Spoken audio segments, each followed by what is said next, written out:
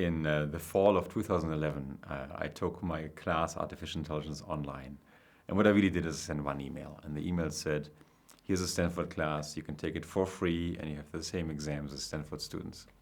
And to my shocking surprise, 160,000 students signed up. So we put the class online. It was not lectures, it was mostly exercises. And 160,000 students, the number went down, 23,000 graduated. But the type of students that signed up were people from all over the world, all trades, all ages. It made me realize as an educator, my obligation, of course, is to empower other people. It was a wonderful medium to reach people all over the world, outside the walls of Stanford. People often say, don't worry about your career finds you. Late in my life, my career found me, and I had to really go for online education. So I started a company called Udacity, which offers online education. We're doing really high quality work, I believe. Yeah, the company is a social venture, it's venture capital based. We're about 30 people right now. We build classes mostly in STEM, in science, technology, engineering, and mathematics.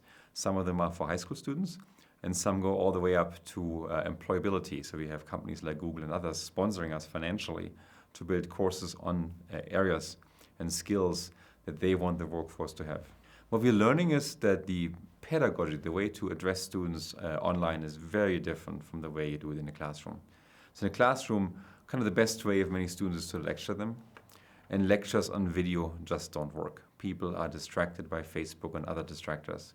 So what we're learning is that the student engagement is a key factor in learning. And the way to do this, we steal from video games. Video games train you, usually something like Angry Bird trains you how slingshots work. And they draw you in by constant assessment. Assessment is absolutely paramount, but giving as much time as you want to reach the next level. That's what we do in learning. So when we train you to do math, we replace Angry Bird with mathematics, but we still have constant assessment. You have as much time as it takes.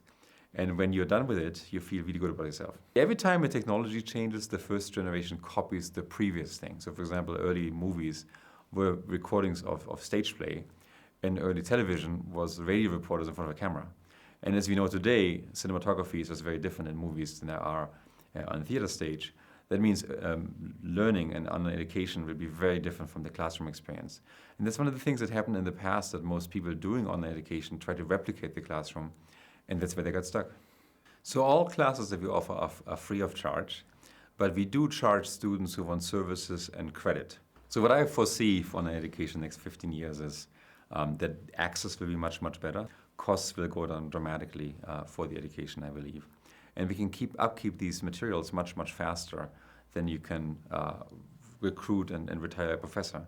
So the materials will be much more up to date, and industry will have a much bigger say in curating of these materials. And as a result, the students emerging 15 years from now from higher education will be more employable and more job ready when they're ready with their education. We've had an extreme success with employers, with companies. They're actually funding class development right now, a good number of them, specifically because they're desperate to get highly skilled labor. And it turns out our universities, as great a job as they do, very often don't have classes on the latest and best that's available. So they want to move faster. Society is moving at a faster and faster pace. New technologies come on the market at an unbelievably fast pace today, and the universities can't keep up. So they want us to step in and help.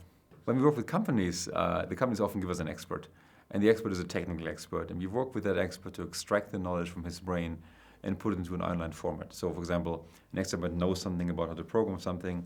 We then make quizzes around this and exercises and little video game like snippets that students can enjoy and take and learn how to acquire the skill.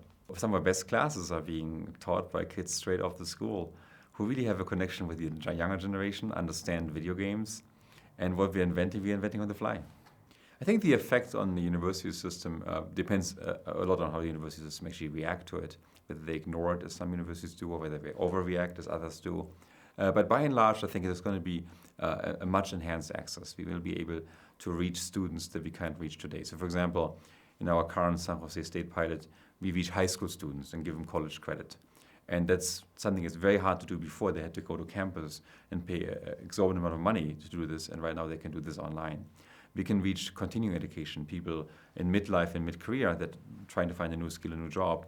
And we can, most of all, also reach people in the developing world and bring higher education to those individuals. So I believe the biggest effect will be on the non-matriculated students, the ones that are outside the system, and that we can now reach. I grew up in Germany. My education was kind of okay.